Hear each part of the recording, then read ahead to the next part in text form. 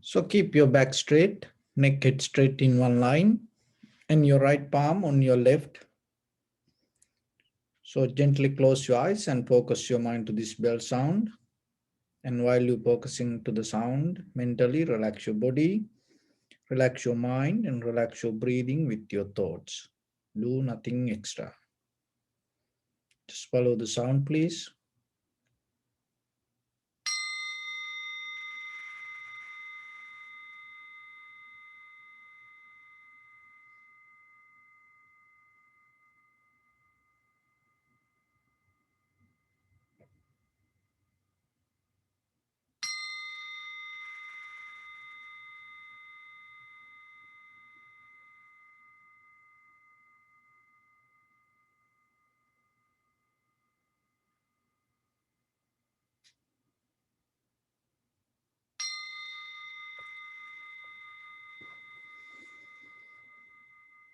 Namo tassa bhagavato arahato samma sambuddhassa. Namo tassa bhagavato arahato samma sambuddhassa. Namo tassa bhagavato arahato samma sambuddhassa. Homage to the Blessed One, the Exalted One, the fully enlightened One. So bring your attention to your body.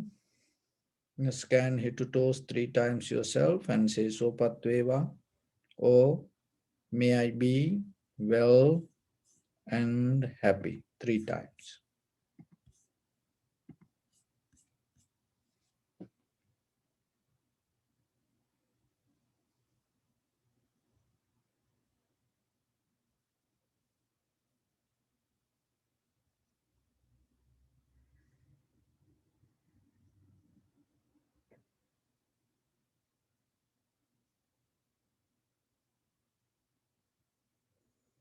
Take a moment and think.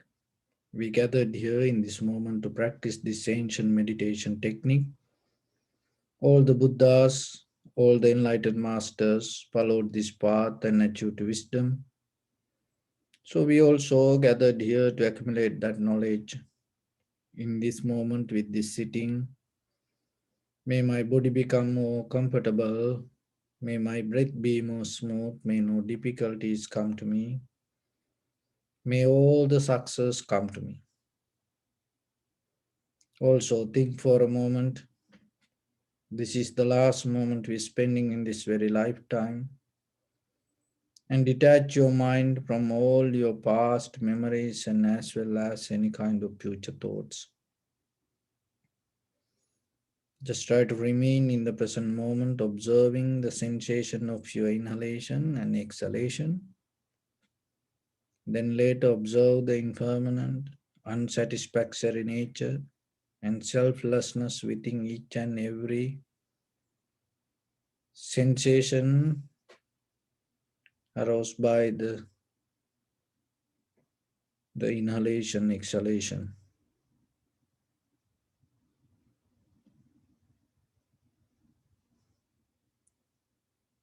So in the beginning, we're going to relax our body step by step, following my words. Mentally relax your body, please. Relax your head. Relax your forehead.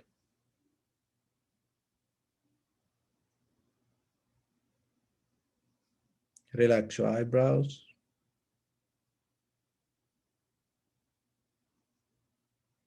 Relax your eyes. Relax your ears. Relax your nose.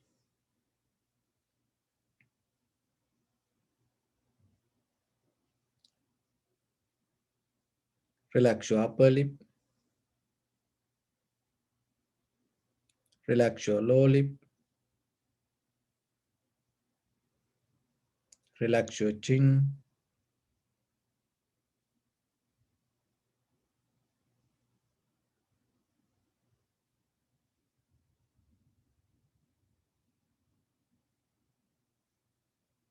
Relax your whole face muscles.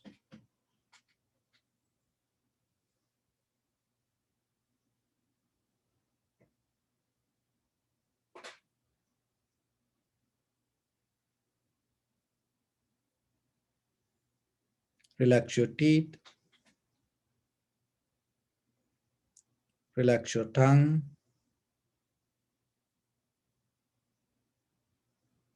Relax your mouth.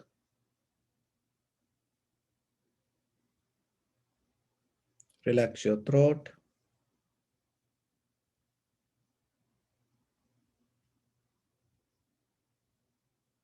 Relax your neck.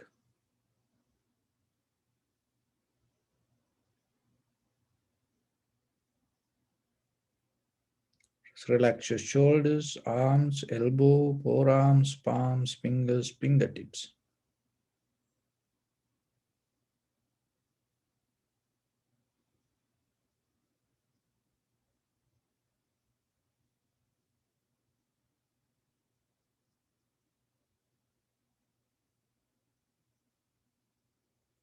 Relax your back muscles and relax your spine.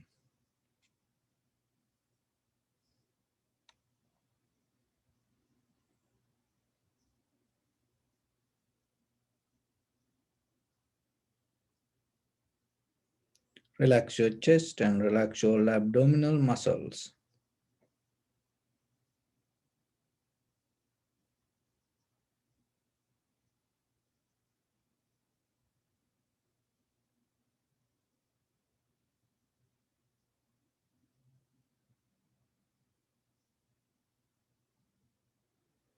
Relax your lungs.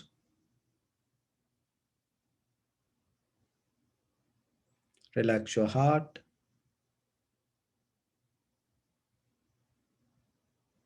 Relax your liver.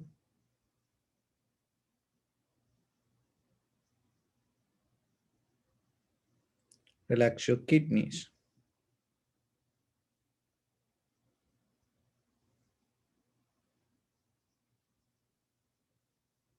Relax your gallbladder.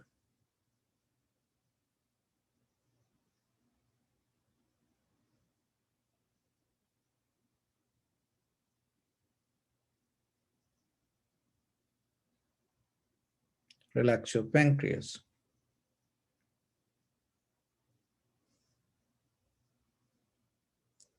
Relax your small intestine.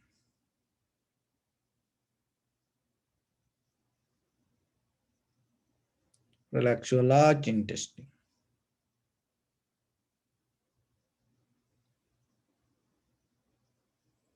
Relax all abdominal organs.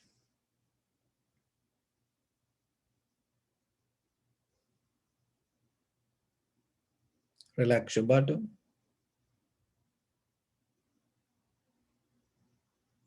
Relax your thigh. Relax your knee.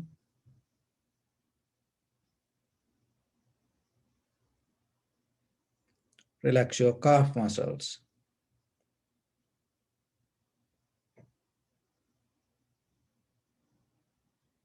Relax your foot and relax your toes.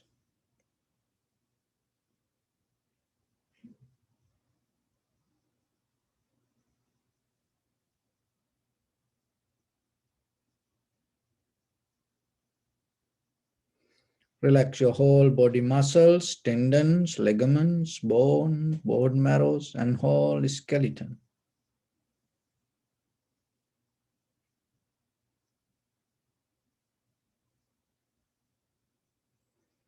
Release the tension in your mind and keep relax your face muscles.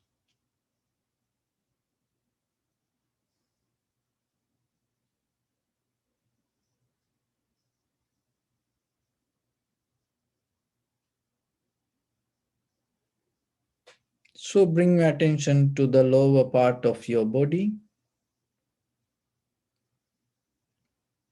Just observe and get a mental note. Is there any strong, heavy sensation, tightness, heat, heaviness? Just observe and get a mental note.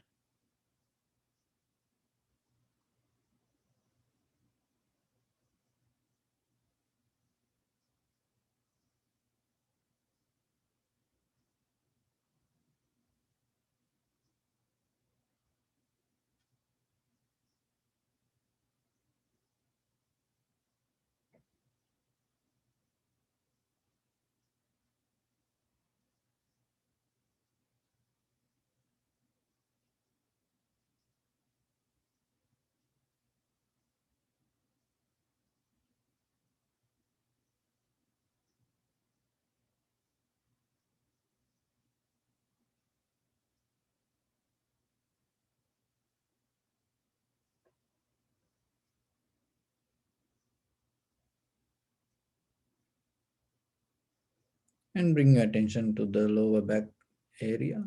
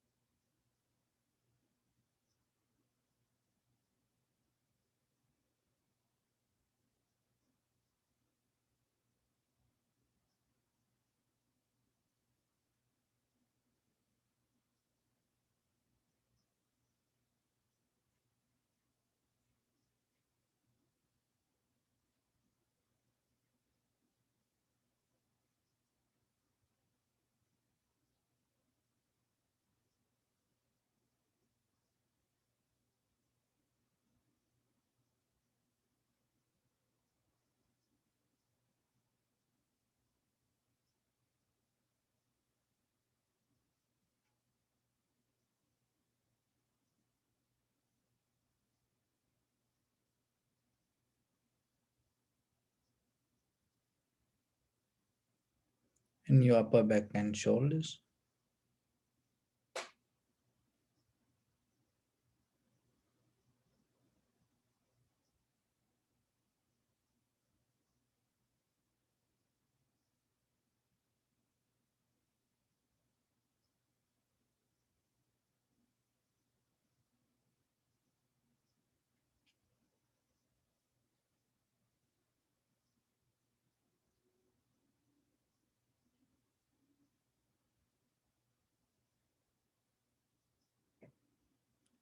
So now bring your attention to in front of your nose and your upper lip area.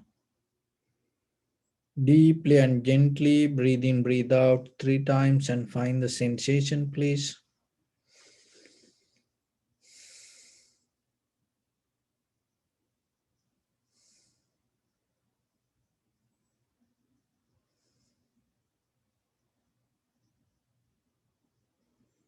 Just allow your inhalation, exhalation happen itself.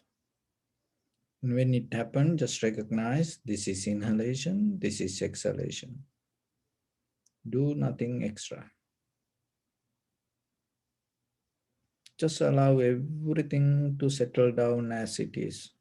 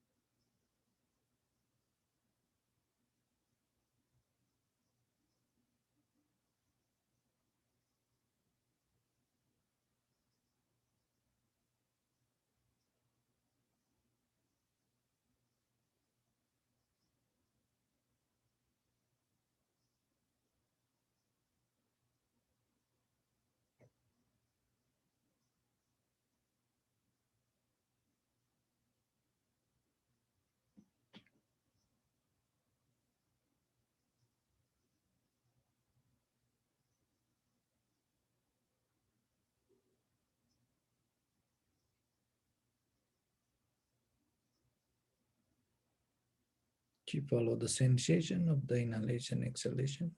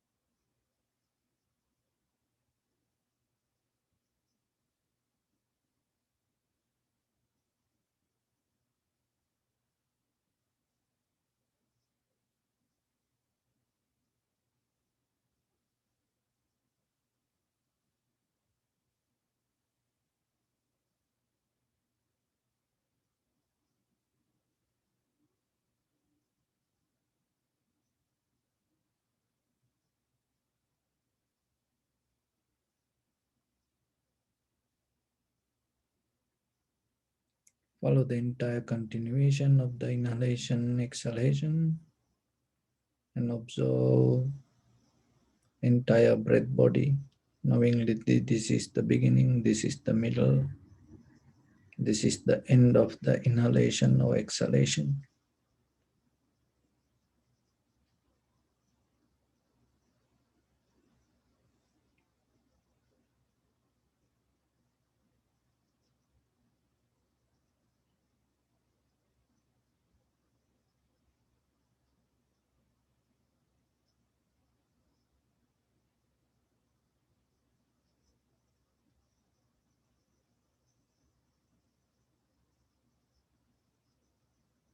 Recognize the length and the depth of each and every inhalation, exhalation. Also, you may experience some inhalation, exhalations become longer, shorter, heavy, soft, warm, cold.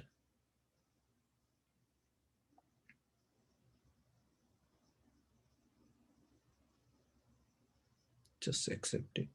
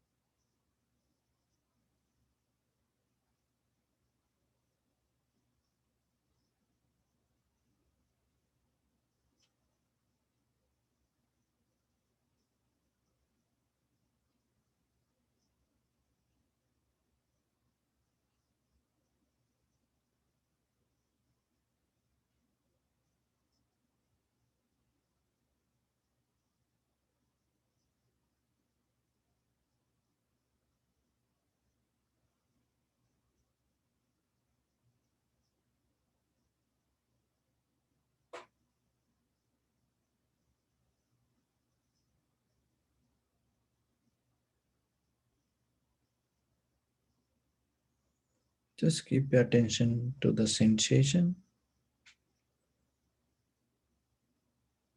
and recognize the impermanent, unsatisfactory nature and selflessness happening moment by moment. See the change.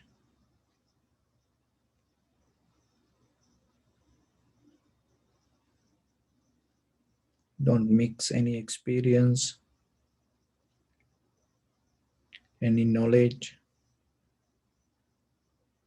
So, whatever moment by moment you see, recognize it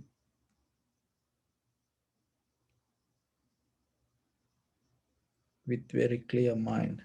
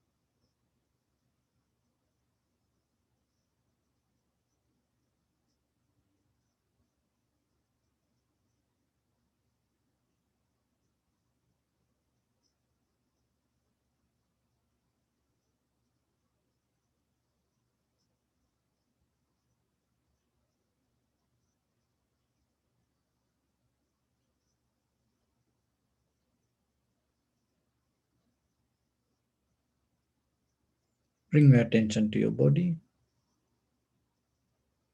Observe your posture.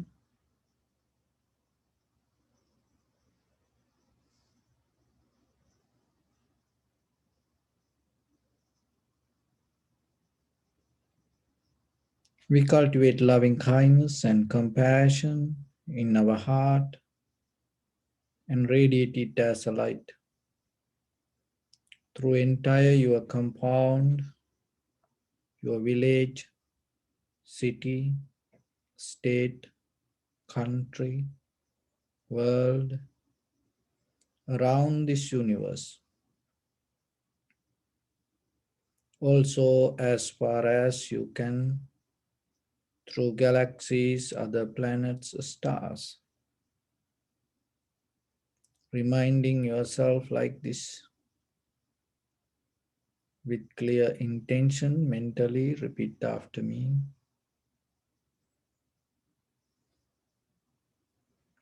May all living beings in this universe be well and happy.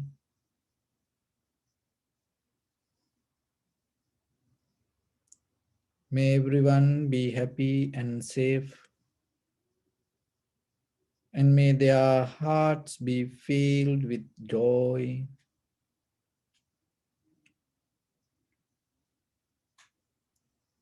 May all living beings live in security and in peace.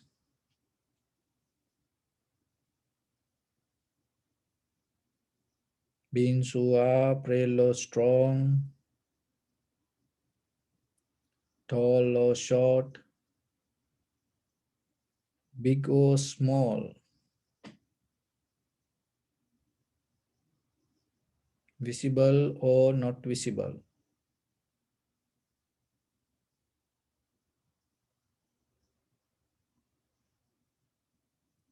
near or far away.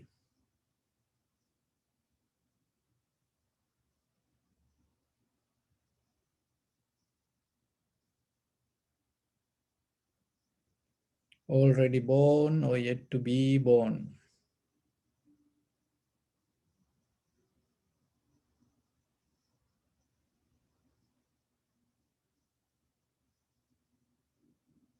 May all of them dwell in perfect tranquility.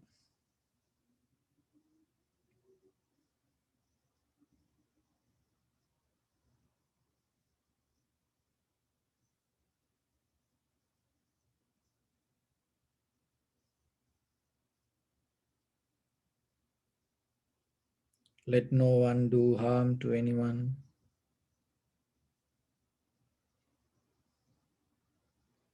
Let no one put the life of anyone in danger.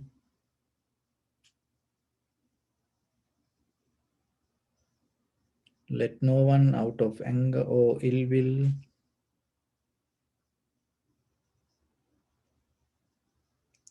wish anyone any harm.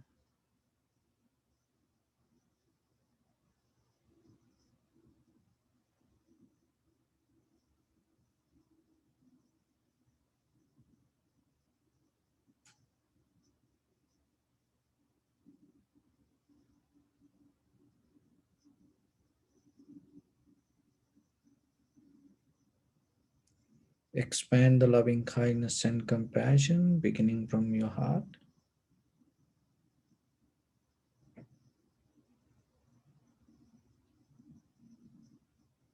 Forward.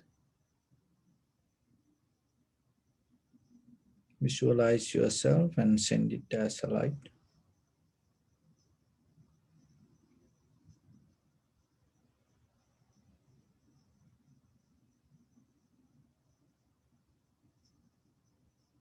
To your backside,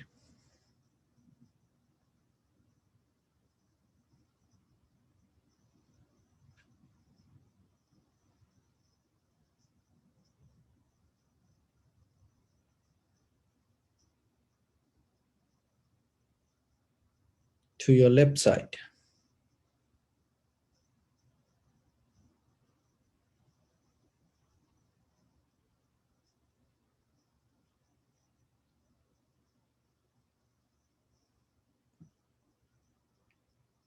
to your right side.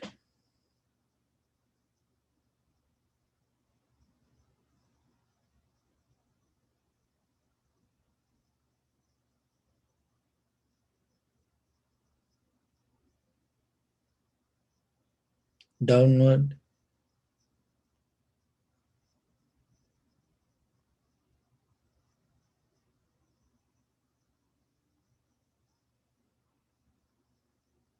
And upward.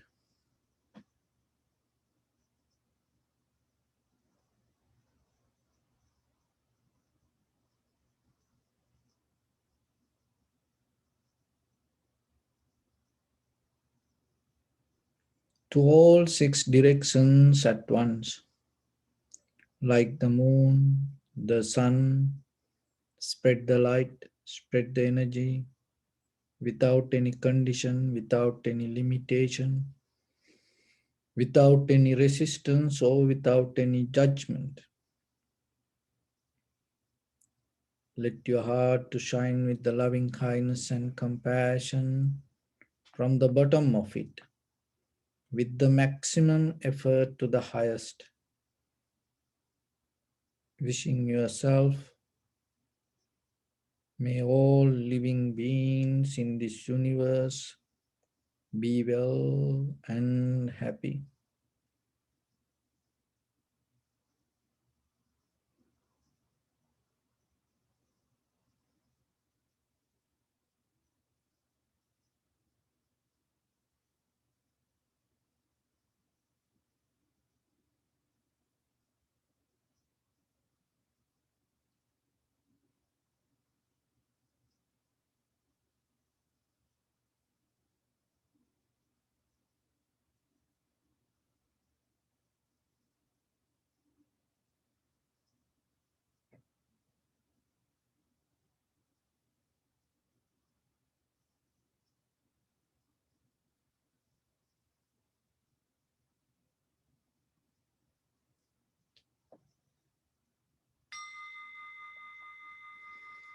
Say sadhu, sadhu, sadhu. So, dear Dhamma practitioners, when you have opportunity every day, you practice little bit this meditation, and it is very necessary for your life, because nowadays with this biotechnology machines and other all consumer products, we dealing with the algorithm, and we mostly go with different kind of machinery systems, and knowingly or unknowingly what happening when you go with machines, when you work with machines, we also become a part of it, and then we also become like machines. But as a human being, you are more than a machine. So then remember, even though we get help out of this all the machines and technology, you have to remember yourself to development your inside you. The meditation itself, the very connotation of the meditation, when it go to Pali word bhavana, the very meaning is cultivation, development. So then you have to see every day, by age, you getting old, physically, you change, environment, you change. Then at the same time, you have to look, what is the change happening inside you? And that change is not just the outside conventional change. You have to develop ability to take conscious decisions regarding yourself and take decisions. When it go to the free will, that is what the free will means in our human life. So we all have that, and each and every person have it, and no one can take it. So then every day look yourself, because nowadays it is a kind of like a people having a war to collect that all the emotional informations. It is a kind of like a new marketing product, your own emotions, and they collect it and they sell it back to you. And I remember one time in Sri Lanka, there was a high priest, and he had the beautiful brass kind of like a bottle. And then he was so attached that he was every day he brushing it and clipping, and he want to make sure it is shining and look beautiful. And then what happened, one day there was a person came, and with the same kind of brass bottle. So the high priest looked this and became so happy about it and pay much money, and he bought it. Then after this person left, and the high priest was happy, oh, now I have a fair of these bottles and I can keep it somewhere. And he went inside the temple and looked for other bottle, and this thief, he came and he stolen the same thing from the temple and he sell it to the high priest. So it happened to us nowadays. And your all emotions, everything collect by this phone, computer. That's all the social medias you go.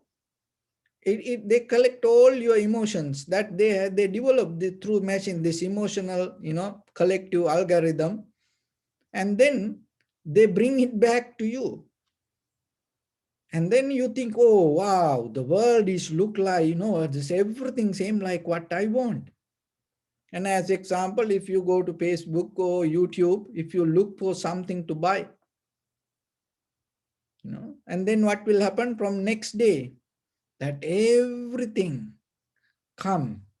keep coming to your page like advertisement, everything. And then you think, oh, this is what this is, because you see it every day, the same kind of things, even that whatever you like, movies or the music, or if you go and watch it, and then every day you start to get the same information. And then what happened? You think the outside world the same like you, or what you like, and everything outside world the same. But it is completely different. And Stanford University had done a research, and then they found out whoever always with this social media, they have more depression, anxiety than other people. Why? Because by the time their expectations become higher and bigger, thinking the world, it's kind of like the everything happened that they want, but it is not like that. So then you have to remember how you can get out of this, because you cannot stop it. It keep coming, and that current become more stronger. And in another research they found out, and most of time you pick up your phone, and you maybe check your messages, or even whoever call, or maybe you check your emails, even maybe you go and when you have time you check your old messages. When you pick the phone, there are certain chemicals released from your brain to your body. And what happening by the time you are not checking the phone exactly the way that you want to check messages or emails or any information or news. You are addicted to your inner this chemical behavior, and then you keep repeating again and again and again the same actions. What will happen? That chemical releasing become more stronger, and you addict to your deeper inner biochemical mechanism. And that also, by the time it creates unnecessary health issues like cancer, like high blood pressure, and it break down your sugar level, and it weaken your blood. So like that things. So then what is the solution for this all? Because this anything you cannot stop. What is the solution? And they found out through this scientific and psychological research, they found out you have to take a break. If you can take a break, remember, you are no longer become a victim to this outside world. So that break is you take a conscious decision. Look, the meditation itself is like that. So that's why it is very necessary. So even though this outside world information and pouring, and and it keep coming like a current, always remember yourself. Teach your children, teach your son and daughter, and to take a break. It is very necessary. When you take that conscious decision to take a break, in that time, you develop your willpower. You strengthen your character, and you develop your determination. So that things create a different kind of chemicals, release different kind of chemicals which nourish your body, strengthen your body. So then it will help to develop a deeper natural immune system, and your own health, the biochemical, the healthy biochemical system, rather than you creating poison. So as you know, now being this anxiety and depression become a greater enemy for entire humanity. It is created by our own mind. It is a kind of like an invisible ghost. So then practicing meditation day by day yourself, and at the same time taking a rest out of this all the consumer product and all through this mainstream medias and all the social medias, taking a conscious break is very necessary. So in day-to-day life, practice it, do it yourself, and then you will see it deeply will help you to develop a kind of like a different strength in you, can handle the any environment or any situation in life. Because our body is it has a mechanism. The body itself cannot take a decision unless if your mind take that decision, then the body going to listen to that. So your mind is the forerunner, your mind is the chief, your mind is the creator. So keep it that, and always be aware. You have that strength, you have that power, and use it. If you don't use it, so it's kind of like anything available for you, and any situation come and overtake you.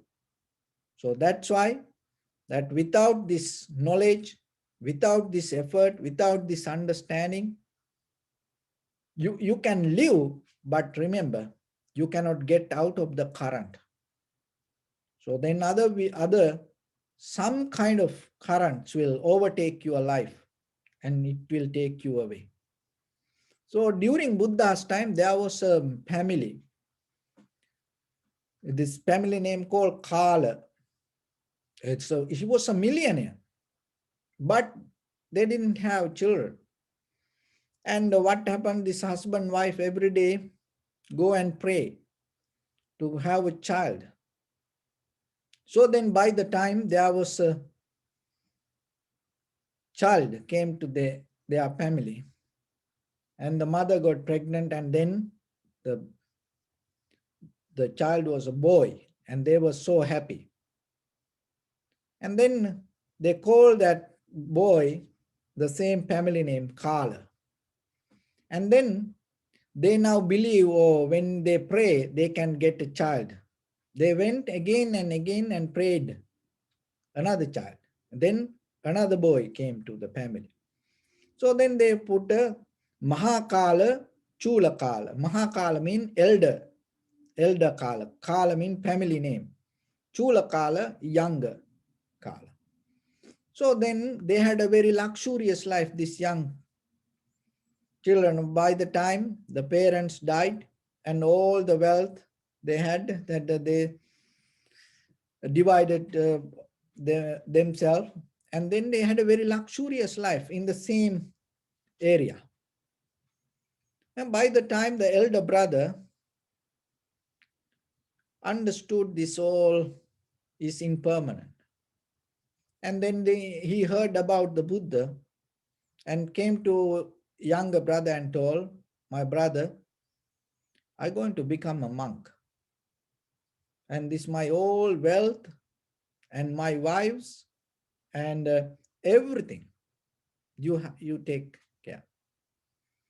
And the younger brother was so attached with this all the wealth and the other facilities, and at the same time he attached to this brother also as a family, that he thought, oh, without my elder brother, how I can handle this everything? I need him. So he told him, don't go, just stay. But the elder brother told, no, I want to go. I don't need this anything. Then younger brother thought, I also should go with him.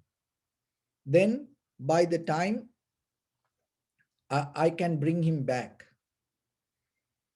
somehow I can convert him little by little if I stay close to him.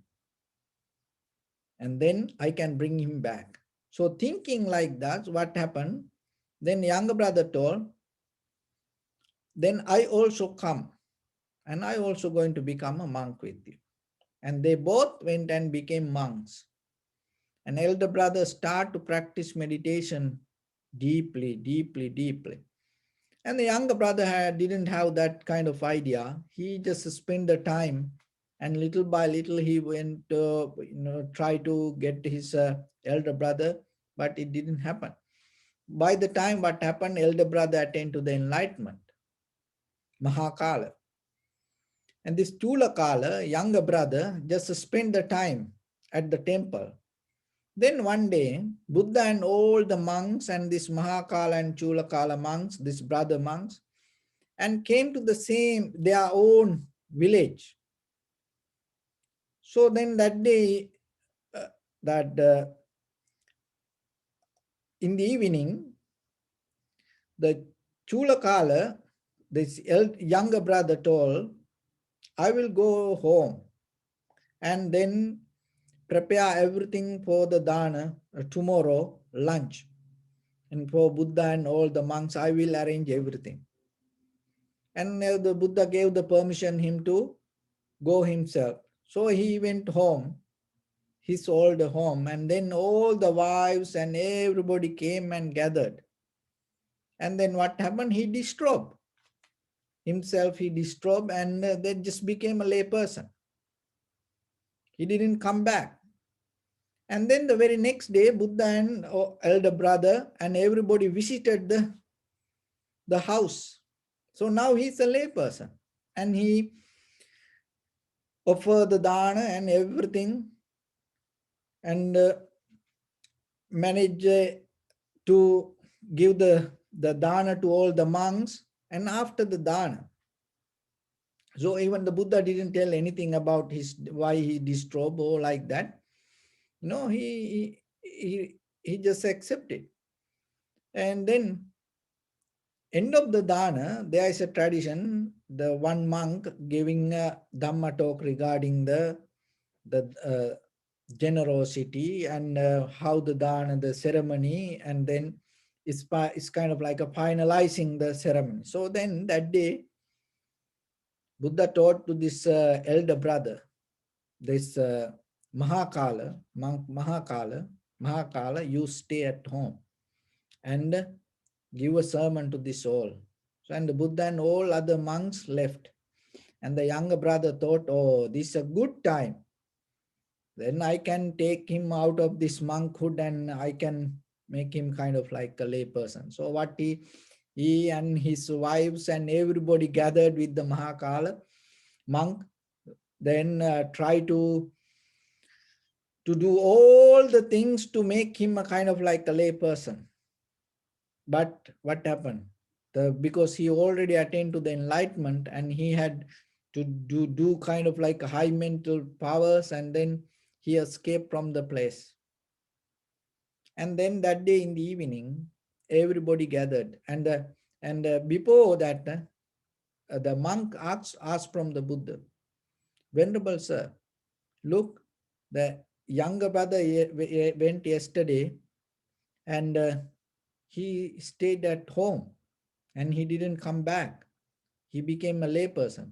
Now you left the elder brother also, and now maybe he also going to be there. Why you did that? So Buddha said, don't worry. Just wait till evening. And then what happened?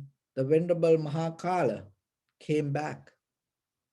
And that day in the evening, all the monks gathered. And the Buddha then talk about this incident, what happened. Then at that time, Buddha gave two beautiful examples. So if you don't see your inner behavior, not outside, if you don't see your inner behavior, if you don't understand it, remember, it's like a huge tree can uproot by the wind.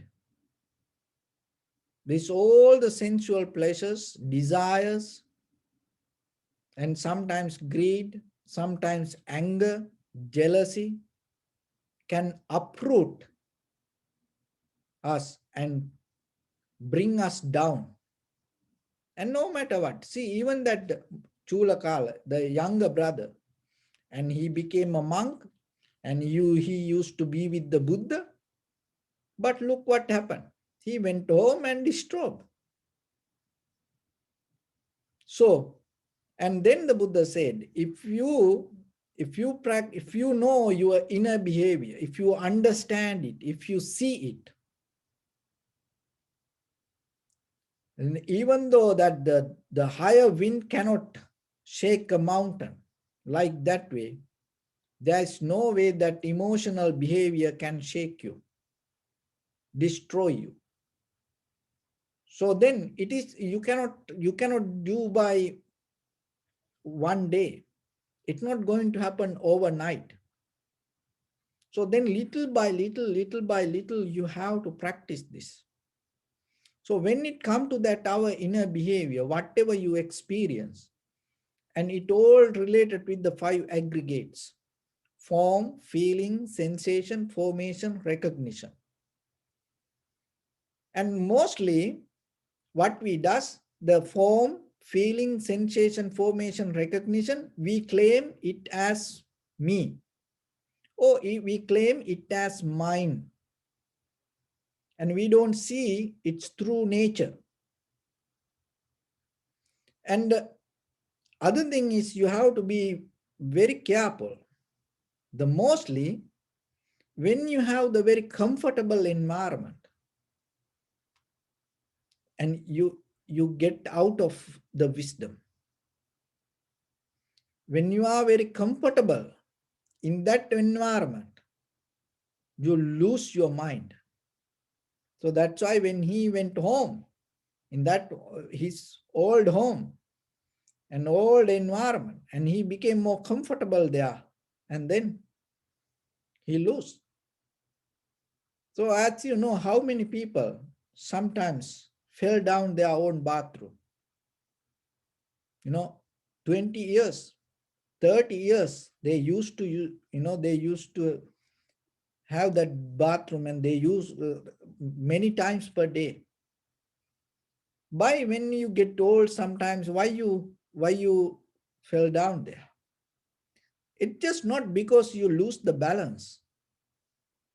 Before you lose the balance, you lose your awareness. And how many people make accident on their own neighborhood? Why? Because that is so familiar for you. So then what happened? You lose your mind. You forget. Then you start to think something else. So that's why that wherever you are, whatever you do,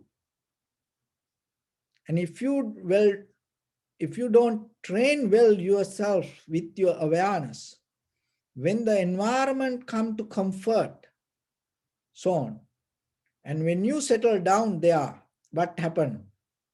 Like a huge wind, tornado, it start to take you away from the moment. So why this happen like that way? Because this form, feeling, sensation, formation, recognition, and form, it is a start from the form. What is the form means? Whatever your eye, ear, nose, tongue, body, mind experience as object. Eye object, ear object, nose object, and then it come to ear, nose, tongue, body, mind, and then the consciousness arise. So that very first level is the form. It's called rupa. The very meaning of the rupa or the form, breakable. It's breakable.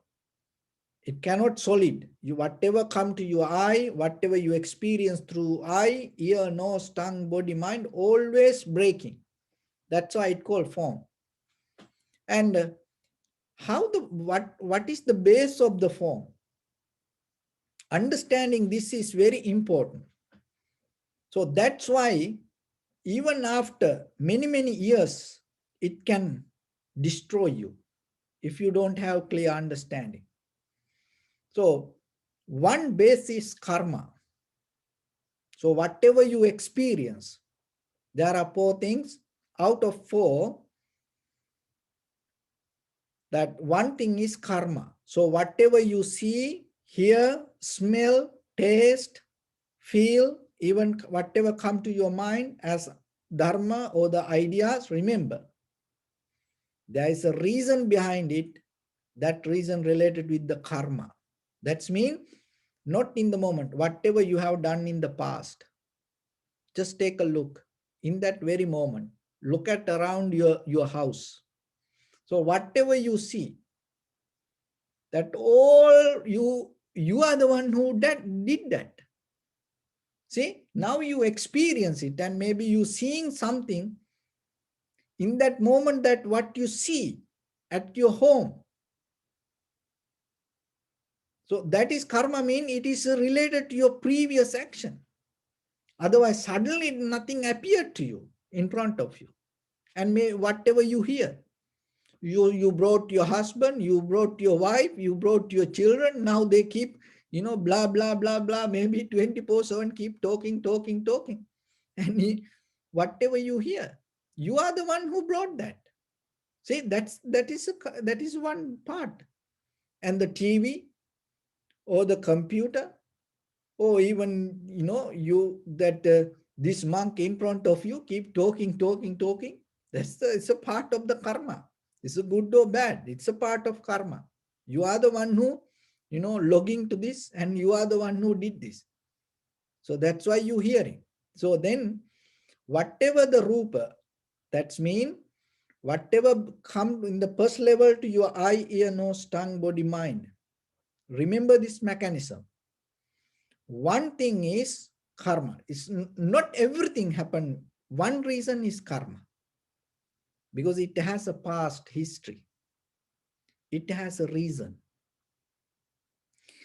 Another one is chitta. So whatever you experience in this moment, there should be mindset also. your mind also should accept it and tune to it. Otherwise, even though you brought something, maybe you brought TV, maybe you have your husband or wife or children, or maybe they keep talking, blaming to you. And then if you don't put attention to that, what will happen? You're not going to get anything out of it.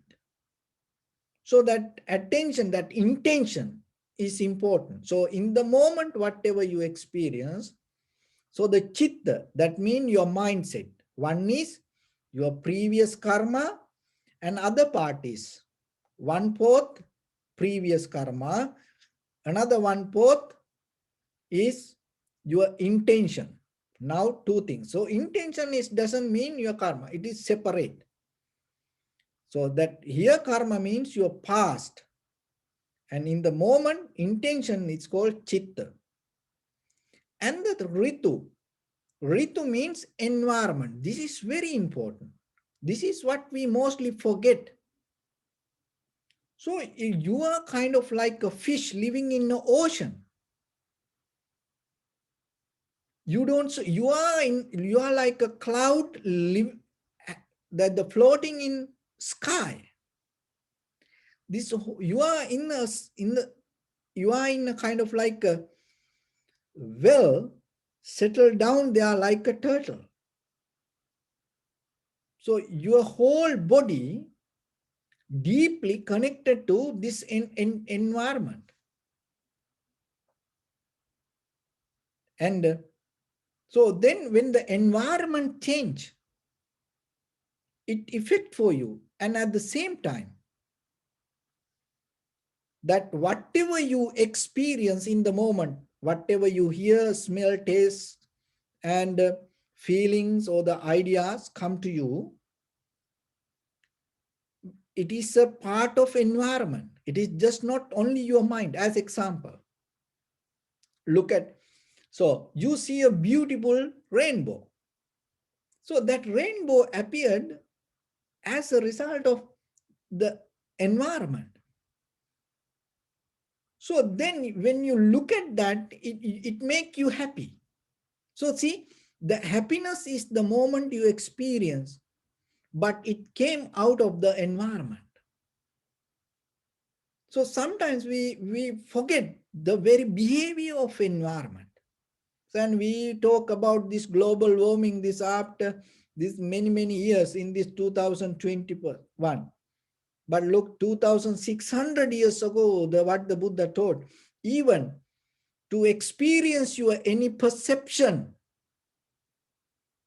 you have to have the right environment. Otherwise, if it is not balanced, right, healthy environment, your whole system go wrong. Even it will may affect for you to go to low existence. So as you know, it's psychologically also that proved that maybe you are not into music.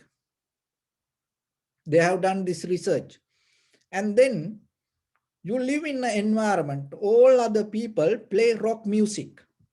You don't like music. All other people playing rock music. And you know what will happen? Within 4 days, they tell maximum 4 days. After 4 days, your fingers start to play, like the rhythm, start to catch the fingers, and your foot and your head. So whole the vibration of your body, and start to follow the rhythm, and you in the later you become kind of like a very well famous rock star. See, because of the environment. So then 1/4 is environment. So now 1/4 is your previous karma, and 1/4 is your moment of intention, and the other 1/4 is your environment. The other one is, the last one is the the ahara, nourishment, how you nourish yourself. So one is kabalinkara ahara, that's mean intake, all the intakes that we have, food circle. So whatever you eat, it is very important. Remember that. You cannot, there is a time come, consciously you can eat anything. But as ordinary person, to break down this pattern and to uplift your life, remember, you have to come to a moment to find out right food that you should intake. Why? Because this is the basic principle. Whatever you eat, it become your life. Whatever you eat, it become your life. So then, if you don't want something to be in your body, don't put it. And sometimes people, they follow the colors and follow the patterns, and they follow different behavior and thinking it will help for us in a behavior. It's like if there is a nut, it's look like the brain, and they think, oh, if I eat this, and it will help for my brain. It's like kidney beans. If it is look like kidney, and they think, oh, if I eat this, it help for my kidney. I don't know how they found out it, but there is a deeper connection with that. And uh, like a beetroot, if when it cut, it look like blood, and then they say, oh, then it help to strong our blood. So like that, they follow something and matching with our body. And then you have to look whatever you eat and how healthy it is. And when it is just not only the food. The moment you eat, remember that your intention is more important. So then, that whatever you eat, if you bring the right intention without the greed and just to cure the hunger, and then you get less harm out of the food. So otherwise, that it going to become your body. And not only that, all the pictures you see become food for your eye. All the sound you get to your ear become food for your ear. All the smell or the aroma get to your nose, become food for your nose. And all the taste, it is for tongue, it's for the body. Sensation, people, or the things that in day-to-day life we associate, and it also become food for your body. And all the ideas we think is become food for our mind. So then you have to remember these all four things maintain your life. If anybody can see these four things separately and maintain very well, that the most powerful part out of this all is your conscious decision, awareness. It's called chitta. So that part is in you, and you are powerful with that. So then remember yourself. If you keep that clarity, even the karma doesn't matter. Even the environment, it doesn't matter. Even the food what you take, it doesn't matter. But the most important part is the chitta. The moment, the intention you have. The thing is this, once the intention go away, once your attention or the awareness go away, other all three things get hold you, and it going to overtake you. Karma, aware that the environment, and all the food, or that whatever the nourishment that we go through become your life. But your chitta, your awareness, if you keep it stronger, and what will happen? You have power to balance your karma. Why? Because in the moment, this moment going to be your past one day. And then that according to the moment that you behave, your future going to change. So that's how you can change the karma. And the environment and all other intakes and going to change when you have the very conscious, clear understanding. So that is what call and uplifting your inner wisdom. So then day by day, if you develop that path little by little, and you become like a mountain, and it doesn't matter whatever the tornadoes come, our emotional tornadoes, and what it doesn't matter how hard it come, it cannot shake you or it cannot uproot you. But if you don't care about it, if you don't recognize your inner behavior, or if you don't develop that awareness, any moment, any single moment, if you hit somewhere, in that pain itself, maybe your leg hit somewhere, in that very moment, you collapse. Maybe little hunger, you can destroy everything. Maybe little emotional hurt can kill someone if you don't train yourself. So that is that much. Your karma, your chitta, your environment, your intake so powerful. It always energy. Remember that. It always moving, moving, moving. It is so strong. It can take you eons by eons, eons by eons. It is stronger than tornadoes. So then, but at the same time, you have a tool to maintain this all. What is that tool? Your chitta or your awareness, your present moment of recognition. So sharp it, make it clear. So then whatever the situation come to you, you can balance. It doesn't matter whatever the emotional unbalance go through. It doesn't matter category 4 tornadoes hit us deeper inside. Even the tsunamis come. It doesn't matter. You going to be unshakable. So that is the best benefit for you when you go from today to tomorrow. So prepare yourself. Go with that skill in you. And that is where you're going to get the good benefit out of your practice. That is where you can give a better service to others. And just imagine as a family member, if you are the husband, if you are the wife, if you are the son or the daughter, if you are the father or mother, if you are the brother or the sister, if you are the neighbor, just imagine if you unshakable out of any emotional unbalance, how blissful that gift.